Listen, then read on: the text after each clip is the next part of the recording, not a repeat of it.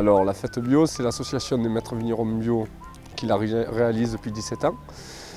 C'est la première année qu'on a autant d'exposants, il y a 121 exposants. Et à côté, on a voulu élargir sur une ferme pédagogique pour les enfants.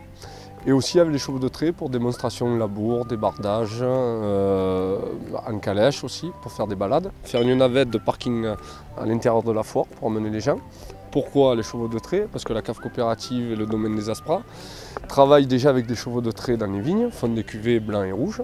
Donc on a décidé, comme on est dans le développement durable sur Correns, d'aller plus loin et de présenter aux gens qu'est-ce que c'était les chevaux de trait et comment les anciens travaillaient avec des chevaux. Et on essaye chaque année de se remettre en question pour attirer à chaque fois toute cette clientèle.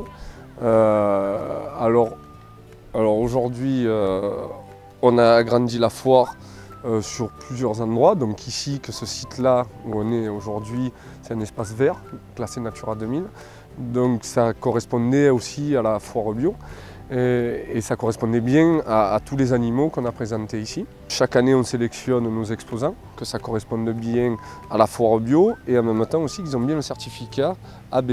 Ils viennent de toute la France, on est sollicité chaque année, mais c'est vrai que c'est la première année où on est autant sollicité. L'année 2014, ça sera une année record.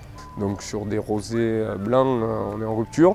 Et un mois après, je pense que sur certains rouges aussi, on va être comme par exemple les parcelles qu'on travaille avec des chevaux de trait. Voilà, on va être en rupture. On a eu cette idée de lancer à Correns ces chevaux de trait. Ça apporte qu'il y a au niveau pollution, du tracteur, c'est moins de tassement du sol parce que c'est un cheval et non plus des roues pneumatiques, voilà, c'est plus léger. Tout ce qui est gaz carbonique. Et aussi, grâce à ces chevaux, on peut entretenir l'espace vert. Nous, à côté, on est éleveur aussi de poneys Shetland pour les enfants. Et on entretient tous les bords de rivière sur Correns et tous les espaces verts que les gens sont prêts à me laisser pour que je leur entretienne, les oliviers. Bon, voilà.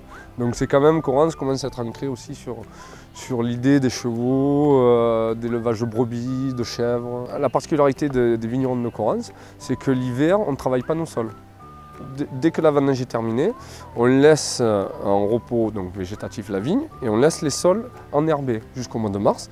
Et ici, on a un éleveur de brebis qui laisse les brebis tout l'hiver.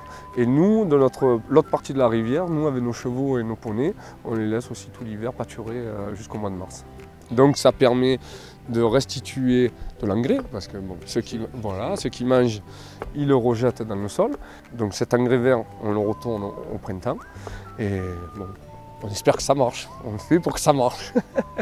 C'est un état d'esprit aussi, c'est un peu tout. C'est pas mathématique. Non, c'est pas mathématique, mais l'essentiel c'est que l'animal et le végétal soient en synergie, quoi, en équilibre.